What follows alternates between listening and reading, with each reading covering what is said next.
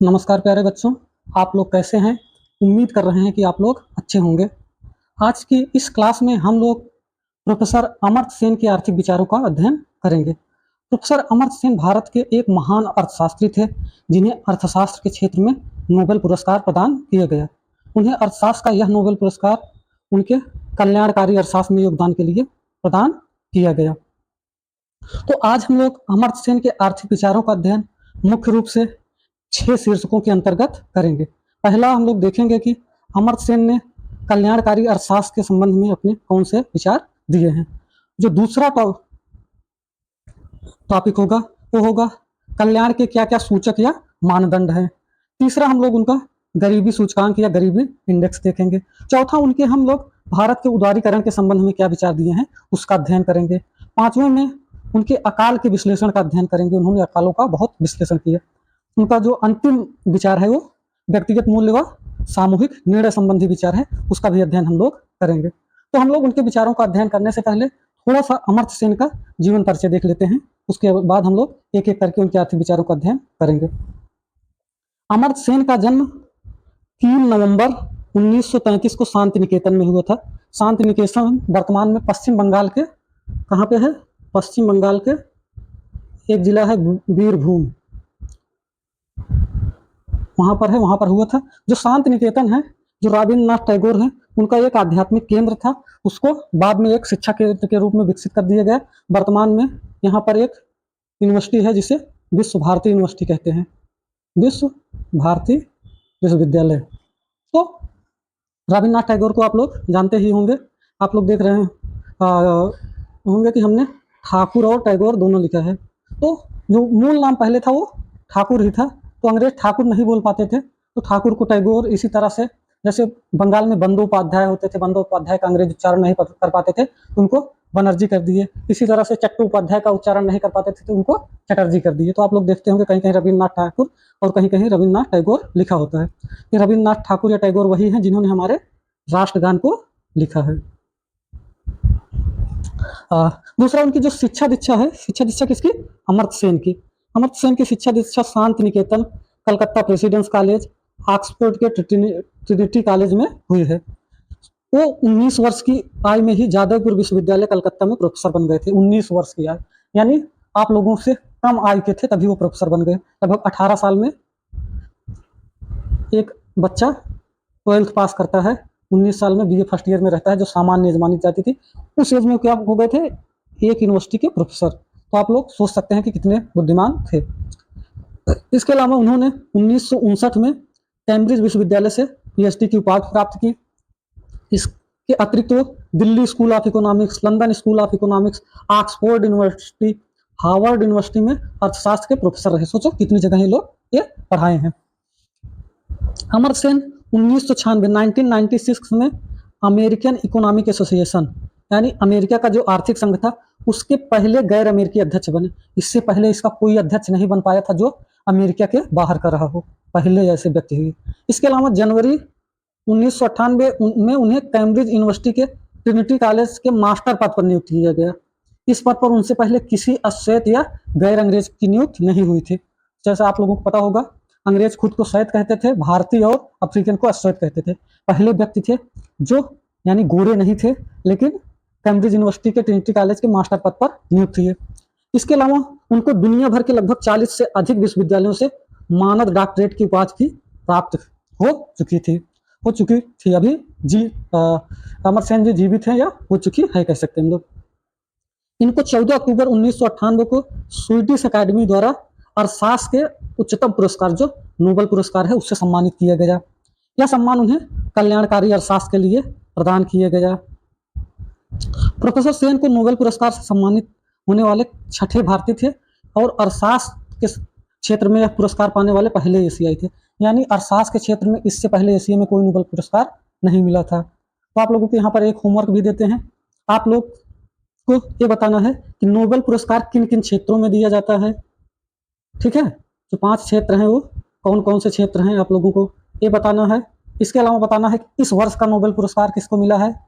अर्थशास्त्र का नोबेल पुरस्कार इस वर्ष का किसको मिला है, इसको भी आप लोगों को बताना है। इसके अलावा चाहे आप एक क्वेश्चन और नोट कर सकते हैं अमर्त्य सेन के अलावा और किस भारतीय को अर्थशास्त्र के क्षेत्र में नोबेल पुरस्कार मिला है? इन प्रश्नों के उत्तर आप लोग कमेंट बॉक्स में जरूर दीजिए। 1991 में इन्हें भारत सरकार द्वारा भारत रत्न से सम्मानित किया गया।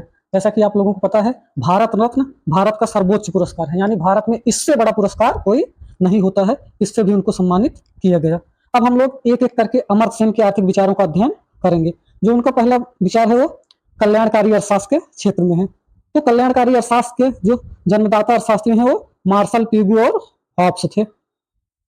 सेन जो है वो एक प्रमुख आधुनिक कल्याणकारी अर्थशास्त्री हैं। उन्होंने कल्याणकारी अर्थशास्त्र में ये बताया कि हमें दो चीजों पर ध्यान देना होगा। पहला, जो गरीब लोग हैं वो कितने अभावग्रस्त हैं। कितने अभावग्रस्त का मतलब जो गरीब हैं वो कितने गरीब हैं। जैसे मान लीजिए अगर दो व्यक्ति गरीब हैं तो मान लीजिए एक आदमी महीने में 10,000 कमा रहा है, एक आदमी महीने में 2,000 ही कमा रहा है। दोनों व्यक्ति अपने आप को गरीब कहते हैं। क्या दोनों की आर्थिक स्थिति समान है? नहीं है ना। जो 10,000 कमा रहा है ये कम अभावग्रस्त है। इसी तरीके से जो 2,000 कमा रहा है वो ज्यादा अभाव में जी रहा है, यानी ये ज्यादा अभावग्रस्त है। तो क्या दोनों की आर्थिक स्थिति समान है? तो सेन जी का ये प्रमुख विचार है कि हमें ये देखना होगा कि जो गरीब हैं उन गरीबों में भी कौन कितना गरीब है। दूसरा कहते हैं कि जो गरीबों की दशा में परिवर्तन या सुधार हो रहा है वो कैसा परिवर्तन आ रहा है। यानी हमें देखना होगा कि जो गरीबी में सुधार आ रहा है वो 10,000 कमाने वाले की गरीबी में कितना सुधार आ रहा है और 2,000 कमाने वाले की गरीबी में कितना सुधार आ रहा है। वो कहते हैं कि जब तक हम इन दो बातों का सही सही अनुमान नहीं लगा देते हैं तब तक हम लोग गरीबों की दशा में कोई सुधार नहीं कर पाएंगे।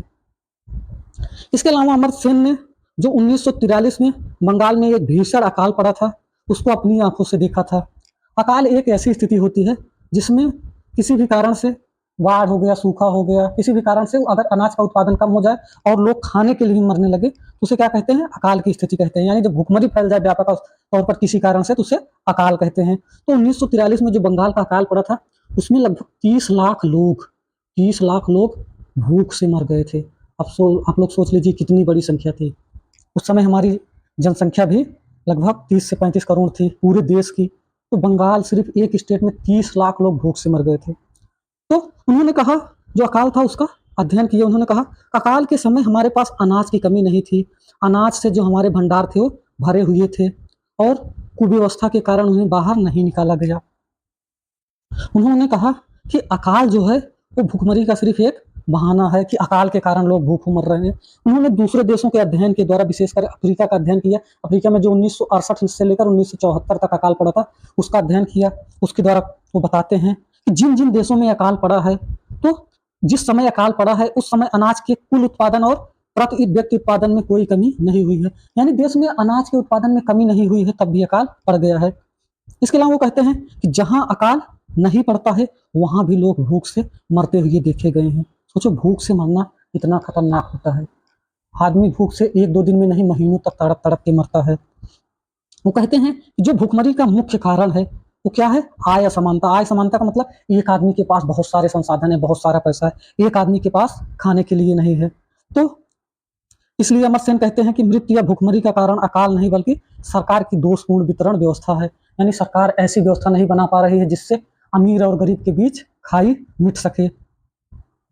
इनका जो दूसरा पॉइंट है वो है कल्याण के सूचक। अमर्त्य सेन कहते हैं कि भारत को स्वतंत्र हुए लगभग 6 दशक हो गए हैं, अब तो 7 दशक से भी ज्यादा हो गए हैं, लेकिन हमारी स्थिति में बहुत ज्यादा सुधार नहीं हो पाया है। वो कहते हैं कि जब देश आजाद हुआ था उस समय पंडित जवाहरलाल नेहरू ने कहा था कि हम देश से गरीबी, बेरोजगारी, अज्ञानता, स्वास्थ्य अज्ञानता ये तीनों चीजें मिटाएंगे, स्वास्थ्य सुविधाएं बेहतर करेंगे और आर्थिक असमानता कम करेंगे। आर्थिक असमानता मतलब होता है कि गरीब और अमीर के बीच जो अंतर है उसको कम करेंगे, यानी गरीबों की स्थिति सुधारेंगे। लेकिन ये चीजें हो नहीं पाई है अभी तक। ऐसा नहीं है कि पंडित जवाहरलाल नेहरू ही ये वादा किए थे, ये वादा जितनी सरकारें आती हैं उतनी करती हैं। अभी भी मोदी जी गरीबी हटाओ का नारा देते हैं। सोचो, 70 साल पहले जब देश आजाद हुआ था तब भी यही नारा दिया जा रहा था, अब भी यही नारा दिया जा रहा है। तो अतः अमर्त्य सेन जी कहते हैं कि हमारी आर्थिक स्थितियों में बहुत ज्यादा सुधार नहीं हुआ है। तो अमर्त्य सेन ने कल्याण को मापने के लिए 4 सूचकों को बताए हैं, किन किन चीज़ों में अगर सुधार हो रहा है तो हम मान सकते हैं कि लोगों का कल्याण हो रहा है। पहला है स्वास्थ्य सेवाओं का विस्तार, यानी अगर स्वास्थ्य सुविधाएं बेहतर हो रही हैं, लोगों को अच्छा इलाज मिल पा रहा है तो, और लोग अच्छा जीवन जी पा रहे हैं, स्वस्थ जीवन जी पा रहे हैं, तो हम लोग कहेंगे कि लोगों के कल्याण में वृद्धि हो रही है। दूसरा है साक्षरता। साक्षरता का मतलब पढ़ाई लिखाई से है। अगर लोग अच्छी क्वालिटेटिव और ज़्यादा पढ़ लिख रहे हैं तो हम कहेंगे कि लोगों के कल्याण में वृद्धि हो रही है। तीसरा है मातृशक्ति की सामाजिक एवं राजनीतिक क्षेत्र में सहभागिता। मातृशक्ति से मतलब यहाँ है महिला से है। अगर महिलाएं सामाजिक और राजनीतिक क्षेत्र में प्रतिभाग कर रहे हैं तो हम लोग क्या कहेंगे, कल्याण में वृद्धि हो रही है। सामाजिक क्षेत्र मतलब महिलाएं सामाजिक क्षेत्र में निर्णय ले सकें। दूसरा, राजनीतिक क्षेत्र में उनकी भागीदारी हो सके, महिलाएं प्रधान बन सकें, जिला पंचायत सदस्य बन सकें, संसद विधायक, प्रधानमंत्री, राष्ट्रपति, मुख्यमंत्री बन सके। अगर ये चीजें हो रही हैं तब भी हम कहेंगे कल्याण में वृद्धि हो रही है। इसके अलावा जो चौथा पॉइंट सेन जी देते हैं वो कहते हैं कि आर्थिक असमानताओं का अंत होना चाहिए। आर्थिक असमानता मतलब जो गरीब हैं और जो अमीर हैं इनके बीच अंतर कम से कम किया जाना चाहिए। अगर ये 4 चीजें हो रही है तो हम लोग कहेंगे कि हमारे देश का कल्याण हो रहा है। ये 4 मानक कौन निर्धारित किया? अमर्त्य सेन। अमर्त्य सेन कहते हैं कि भारत जब से आजाद हुआ है तब से उसने काफी क्षेत्रों में प्रगति की है। किन किन क्षेत्रों का वो विशेष रूप से जिक्र करते हैं? पहला कहते हैं कि प्रजातांत्रिक मूल्यों को बनाए रखा है। प्रजातांत्रिक मतलब लोकतंत्र। जो लोकतंत्र है वो भारत में अभी भी बना ही नहीं है, अच्छी अवस्था में है। हमारे यहाँ आज़ादी के बाद से जितनी भी सरकारें रही हैं सब क्या रही हैं? जनता के द्वारा चुन के आई हैं, यानी हमारे यहाँ लोकतंत्र बना है। कभी भी तख्तापलट सेना द्वारा या किसी दूसरी शक्ति द्वारा नहीं हुआ है। दूसरा है, हम लोगों ने खाद्यान्नों के उत्पादन में आत्मनिर्भरता प्राप्त कर ली है। खाद्यान्न मतलब अनाज, गेहूं, चावल, दाल, ये चीजें हैं। इन चीजों के उत्पादन में आत्मनिर्भरता हो गई है। आप लोगों को पता होना चाहिए कि जब हम आजाद हुए थे तब अपने खाने भर का अनाज हम पैदा नहीं कर पाते थे। आधुनिक समय में हम लोग अपने खाने से एक्स्ट्रा उत्पादन कर पा रहे हैं, अतः खाद्यान्न उत्पादन में आत्मनिर्भरता प्राप्त हो गई है। इसके अलावा तीसरा पॉइंट को जो देते हैं, कहते हैं कि हमने पर्याप्त वैज्ञानिक प्रगति भी कर ली है। पर्याप्त वैज्ञानिक प्रगति आप लोग देख सकते हैं, हम लोगों का इसरो, DRDO, ये सारी चीज़ें कितनी उन्नत अवस्था में है। हम लोग अंतरिक्ष में पहुंच चुके हैं, चांद तक पहुंच चुके हैं, यानी इन चीज़ों में हम लोगों ने प्रगति कर ली है। आगे बताते हैं कि भारत ने जनसंख्या वृद्धि, गरीबी, बेरोजगारी, अज्ञानता, बीमारी, आर्थिक असमानता तथा अवसरों की विषमता में कमी नहीं कर पाई है। जो चीजें हैं अभी सुधर नहीं पाई है। जनसंख्या अभी भी हमारी बहुत तेजी से बढ़ रही है। अभी भी गरीबी पर्याप्त मात्रा में है, लोग बेरोजगार हैं, लोगों में अज्ञानता है, लोग अंधविश्वासी हैं, लोगों में बीमारी है, यानी स्वस्थ जीवन नहीं जी पा रहे हैं। आर्थिक असमानता है, गरीब और अमीर के बीच खाई है। अवसरों में विषमता है। अवसरों में विषमता का मतलब है कि गरीब या अमीर है, सबको समान अवसर नहीं मिल पा रहा है।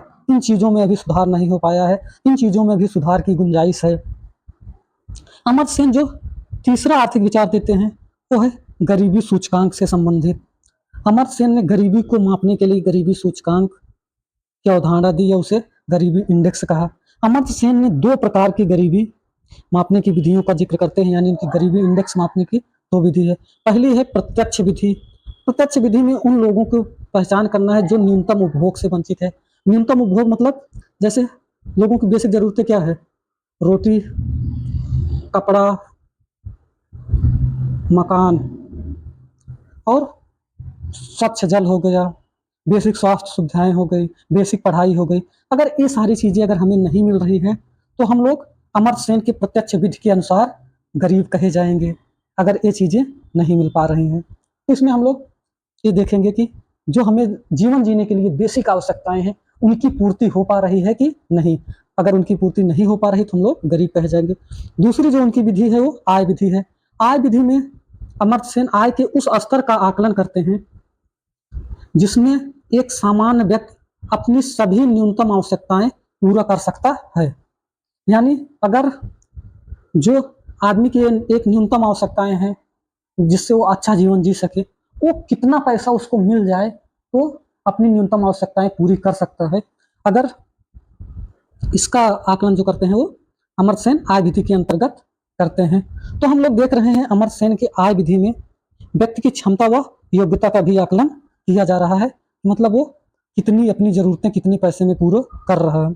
अमर्त्य सेन का जो अगला भी आर्थिक विचार है वो है भारत में उदारीकरण के संबंध में। जैसा कि आप लोग जानते होंगे 1991 में भारत में नई आर्थिक नीति आई, जिसे हम लोग एलपीजी सुधार भी कहते हैं।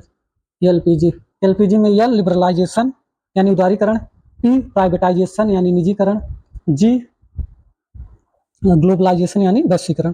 इसमें उदारीकरण की मुख्य रूप से चर्चा करते हैं। जो एलपीजी की 3 नीति आई थी, इसमें लिबरलाइजेशन यानी उदारीकरण का संबंध में अपने विचार देते हैं। वो कहते हैं कि उदारीकरण जो हुआ, उदारीकरण का मतलब है कि भारत में पहले उद्योग लगाना बहुत मुश्किल था। यानी उद्योग अगर एक आदमी को लगाना है तो उसे इतनी ज़्यादा परमिट की आवश्यकता होती थी कि वो सरकारी दफ्तरों के चक्कर काट काट के थक जाता था, उसको परमिट यानी परमिशन नहीं मिल पाती थी। तो हम सेन जी कहते हैं कि उदारीकरण ने इंस्पेक्टर राज मतलब वही जो दफ्तरों का चक्कर लगा रहे हैं, बार बार चेक किया जा रहा है, को समाप्त करने तथा निरंकुश अफसरशाही को नियंत्रित करने के लिए की गई थी। सही है। इंस्पेक्टर राज मतलब कि बहुत ज़्यादा चेकिंग, उसके बाद अफसर बहुत जो हीला हवाली करते थे, इसको दूर करने के लिए किया गया था। सॉरी। तो आगे कहते हैं कि उदारीकरण से हमें जितनी सफलता मिलनी चाहिए या उदारीकरण से जितना सफलता मिलने का हम लोग कल्पना कर रहे थे, सोच रहे थे, उतना सफलता नहीं मिली है। लेकिन उदारीकरण से काफ़ी कुछ लाभ अवश्य मिला है। जैसे उदारीकरण के बाद हमारा निर्यात बढ़ा है, विदेशी मुद्रा भंडार बढ़ा है, विदेशी निवेशकर्ता भारत की अर्थव्यवस्था की ओर अब आकर्षित होने लगे हैं। जैसे हो गया FDI, foreign direct investment Bharat में आ रहा है, फॉरेन इंस्टीट्यूशनल इन्वेस्टमेंट भारत में आ रहा है। बहुत सारी विदेशी कंपनियां भारत में आके निवेश कर रही हैं। जैसे लखनऊ में लुलु मॉल खुल गया है, अमेजन हो गया, ये सारी कंपनियां विदेशी हैं, भारत में आके व्यापार कर रही हैं। तो ये चीज़ें हुई हैं। इसके अलावा करते हैं कि जो उदारीकरण हुआ उससे कहीं ना कहीं ये डर बना हुआ है कि विदेशी कंपनियों के जाल में भारतीय कंपनियां मछली की मौत न मर जाएं। क्यों? क्योंकि जो विदेशी कंपनियां हैं, जैसे वालमार्ट हो गया, अमेजन हो गया, ये कंपनियां बहुत बड़ी हैं। इतनी बड़ी हैं कि कई देशों की जीडीपी उतनी ज़्यादा नहीं है जितनी इन कंपनियों की आय है। तो अगर ये बड़ी बड़ी कंपनियां सारी भारत में व्यापार करने लगेंगी तो भारत के जो छोटे उद्योग हैं या छोटे व्यापारी हैं वो प्रभावित होंगे। जैसे कि आप लोग देखते होंगे, कुछ सामान खरीदने जाते होंगे तो कहते होंगे दुकानदार कि ऑनलाइन ने हमारे धंधे को काफ़ी नुकसान पहुंचाया है। तो इसका जिक्र भी अमर्त्य सेन कहते हैं। उनका जो अगला विचार है वो अकाल का विश्लेषण। अमर्त्य सेन ने अकाल का तथ्यात्मक विश्लेषण किया। तथ्यात्मक मतलब आंकड़ों के आधार पर उन्होंने जहाँ जहाँ अकाल पड़ा था वहाँ के आंकड़ों का संकलन किया, उसके आधार पर विश्लेषण किया। वह कहते हैं कि अकाल ही भुखमरी के लिए सिर्फ दोष अकाल को नहीं दिया जा सकता। यानी जो भुखमरी की स्थिति है वो सिर्फ अकाल के कारण नहीं, अकाल सिर्फ एक बहाना है। तो अमर्त्य सेन का मत है कि भुखमरी गरीबी की ओर इशारा करती है, परंतु हमेशा भुखमरी का आशय गरीबी नहीं है। इसके अलावा कहते हैं कि भुखमरी के हालातों के ना होते हुए भी गरीबी होती है, जो सबसे खराब स्थिति है। अमर्त्य सेन का कहना है कि भुखमरी व गरीबी में संबंध है। यानी अगर गरीबी बहुत ज्यादा है तो भुखमरी होगी, परंतु सामान्य भुखमरी और अचानक पड़े अकाल में भेद है। वह आगे कहते हैं कि ऐसा कोई उदाहरण सामने नहीं आया है कि किसी अकाल के कारण समाज के पूरे वर्ग पर एक जैसा प्रभाव पड़ा हो। यानी अकाल अगर पड़ता है तो समाज का हर तबके में, मतलब एक तबका जो है गरीब, एक तबका जो है अमीर, अगर अकाल पड़ा है, उत्पादन नहीं हुआ, तो दोनों समान रूप से प्रभावित होने चाहिए ना। लेकिन अमर्त्य सेन कहते हैं ऐसा बिल्कुल नहीं हुआ है किसी देश में। जो अकाल हुआ है उससे सबसे ज्यादा गरीब भी प्रभावित हुआ है, अमीर पर खास कोई प्रभाव नहीं पड़ा है। इसके अलावा वो कहते हैं कि इसका जो मेन कारण है वो है, इसका मुख्य कारण विभिन्न वर्गों में खाद्यान्नों के भंडारों का अंतर है। जो अमीर वर्ग है वो उसके पास क्षमता है कि ढेर सारा अनाज भंडार करके, सुरक्षित करके, इकट्ठा करके रख सके। क्यों? क्योंकि उसके पास पर्याप्त पैसा है। उसे पता चल रहा है कि इस बार उत्पादन कम होगा, पहले से ही खरीद के रख लेगा। अमर्त्य सेन का जो अगला विचार है वो व्यक्तिगत मूल्य व सामूहिक निर्णय से है। तो जो उपयोगितावादी है, उपयोगितावादी एक अर्थशास्त्रियों का समूह है, उनको उपयोगितावादी कहते हैं। उपयोगितावादी व्यक्ति क्या कहते हैं कि सभी व्यक्तियों की उपयोगिता का योगफल अधिकतम करना ही उनका एकमात्र उद्देश्य मान लिया गया है, पर उन्होंने इसके बंटवारे पर ध्यान नहीं दिया। यानी उनका कहना है कि अगर समाज में ABC 3 व्यक्ति हैं तो हमें ऐसे करना है कि तीनों व्यक्तियों से जो उपयोगिता है वो अधिकतम प्राप्त हो। यानी अगर इससे उपयोगिता 100 मिल जाए, इससे 2 मिले, इससे 2 मिले, तो 104 उपयोगिता मिल रही है, कि अगर अधिकतम उपयोगिता है तो इसी से वो संतुष्ट हो जाते हैं। ये उस पर ध्यान नहीं देते हैं कि इसमें B और C का हिस्सा बहुत कम है। उनका सिर्फ ये उद्देश्य है कि कुल उपयोगिता समाज की अधिकतम हो जाए। यानी वो जो उपयोगिता है वो लोगों के मध्य उपयोगिता का बंटवारा किस हिसाब से हो रहा है इस पर ध्यान नहीं देते। ये किसकी कमी है? उपयोगितावादी की। प्रोफेसर सेन क्या कहते हैं? उपयोगिता का लाभ समाज के प्रत्येक व्यक्ति को लगभग बराबर नहीं मिल पाता इससे। यही असमानता अधिकतम उपयोगिता के उद्देश्य को नष्ट कर देती है। स्वाभाविक है, एक आदमी है जिसको 100 उपयोगिता के बराबर संसाधन मिल रहे हैं, बहुत अच्छी जिंदगी जी रहा है। 2 आदमी ऐसे हैं जो भुखमरी की स्थिति में हैं। वो आगे कहते हैं अगर उपयोगिता बढ़ाना है तो वितरण को यथोचित करना होगा। वितरण यथोचित करने का मतलब ए बी सी में जो ए को 100 मिल रहा है, बी को 2 मिल रहा है, सी को 2 मिल रहा है, इसको ऐसे करना पड़ेगा कि ए को लगभग अगर बहुत ज़्यादा मिले तो 50 मिले, बी और सी को भी 25-25 मिले कम से कम, जिससे बी और सी भी कम से कम अपनी मेन ज़रूरतें तो पूरी कर सके कि अच्छी शिक्षा, अच्छा स्वास्थ्य, अच्छी पढ़ाई लिखाई, अच्छा घर, अच्छा खाना नसीब हो सके। आगे अमर सेन कहते हैं कि सबका आर्थिक कल्याण तभी संभव है जब विभिन्न व्यक्तियों की आय से प्राप्त सीमांत उपयोगिताएं लगभग समान हो जाएं। उन्होंने उदाहरण द्वारा इस बात को समझाया कि कैसे उपयोगितावादी जो उपयोगिता अधिकतम करने का अपना सिद्धांत देते हैं, समाज की कुल उपयोगिता अधिकतम हो, वो त्रुटिपूर्ण है। वो कहते हैं कि मान लीजिए किसी समाज में 2 व्यक्ति हैं, आ और बा। आ व्यक्ति जो है वो स्वस्थ है, इसके अलावा बा व्यक्ति जो है वो बीमार है। तो दोनों को मान लीजिए समान आय है, तो स्वस्थ व्यक्ति जो है वो उसको जितनी आय मिल रही है उससे उसकी उपयोगिता अधिकतम हो रही है, जबकि बीमार व्यक्ति का जीवन अच्छा नहीं चल रहा है तो खुश नहीं होगा तो उसका कल्याण नहीं ज़्यादा हो पा रहा है।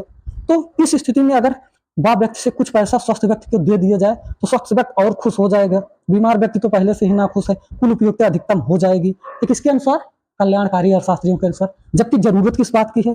आप व्यक्ति खुश है, स्वस्थ है, कोई दिक्कत नहीं है, इससे कुछ पैसा लेके बीमार व्यक्ति को दिया जाना चाहिए जिससे वो अपनी उपयोगिता, अपनी स्वास्थ्य सुविधा बेहतर कर सके। ये अमर्त्य सेन का कहना है कि होना क्या चाहिए कि स्वस्थ व्यक्ति से बीमार व्यक्ति की तरफ कुछ जो संसाधन है वो देना चाहिए, लेकिन उपयोगितावादी के अनुसार क्या होगा कि बीमार व्यक्ति का संसाधन कुछ स्वस्थ व्यक्ति को दिया जाएगा जिससे उपयोगिता अधिकतम होगी। तो अमर्त्य सेन का कहना है कि जो उपयोगितावादी अर्थशास्त्री हैं उनका जो विचार है इससे समाज में आय असमानता बहुत ज़्यादा बढ़ जाती है। अब हम लोग अमर्त्य सेन के विचारों का निष्कर्ष देख लेंगे कि उनके विचारों का क्या क्या निष्कर्ष निकलता है। अमर्त्य सेन के आर्थिक विचारों का केंद्रीय विषय कल्याणकारी अर्थशास्त्र है और सामाजिक न्याय। कल्याणकारी अर्थशास्त्र मतलब कि प्रत्येक व्यक्ति के समाज का कल्याण कैसे अधिकतम किया जाए, और सामाजिक न्याय का मतलब है कि समाज के सभी व्यक्तियों को न्याय मिल सके, यानी अमीर की अगर स्थिति सुधर रही है तो हमें ऐसी व्यवस्था बनानी होगी कि गरीब को भी स्थिति सुधरे, यानी जो धन समाज में जनरेट हो, राष्ट्रीय आय जनरेट हो, उसमें अगर अमीर का जितना हिस्सा है उसी अनुपात में गरीब का भी हिस्सा होना चाहिए। इसके अलावा वो कहते हैं कि भुखमरी के लिए आय असमानता और सरकार की दोषपूर्ण वितरण व्यवस्था ही मुख्य रूप से जिम्मेदार है। यानी अगर किसी देश में भुखमरी है तो कौन सी व्यवस्था जिम्मेदार है? आय असमानता और सरकार की दोषपूर्ण नीति। कहते हैं कि जो अकाल पड़ता है वो सिर्फ खाद्यान्न की कमी के कारण नहीं पड़ता है। उन्होंने बंगाल के 1943 के अकाल का विश्लेषण किया, जिसके द्वारा ये सिद्ध किया कि 1943 में जो बंगाल में अकाल पड़ा था इसमें खाद्यान्नों की कोई कमी नहीं थी, बल्कि क्या था? सरकार की दोषपूर्ण वितरण नीति। सरकार के पास इतना अनाज था किस लोगों की जरूरतें पूरी की जा सके, यानी 30 लाख लोगों की जिंदगी बचाई जा सकती थी, लेकिन सरकार ने बचाना जरूरी नहीं समझा। सरकार मतलब उस समय अंग्रेज हमारे ऊपर शासन करते थे, भारत सरकार से मतलब नहीं निकालेंगे। इसके अलावा उन्होंने गरीबी को मापने के लिए गरीबी इंडेक्स की अवधारणा दी, जो उपभोग के अभाव और न्यूनतम आवश्यकताओं की पूर्ति की क्षमता पर आधारित है।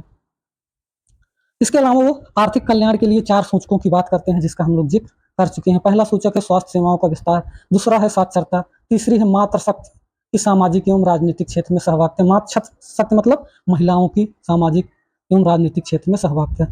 चौथा क्या था? असमानताओं का अंत, यानी गरीब एवं अमीर के बीच खाई मिट सके। आगे अमर्त्य सेन जी कहते हैं कि अधिकतम उपयोगिता का उद्देश्य तभी सार्थक होगा जब उसका लाभ समाज के प्रत्येक व्यक्ति तक यथोचित वितरण के साथ पहुंचे। सेन के अनुसार सबका कल्याण तभी संभव है जब व्यक्तियों की आय से प्राप्त सीमांत उपयोगिताओं को लगभग समान किया जाए, जिससे लोगों को समान क्षमताएं और स्वतंत्रता प्राप्त हो सके।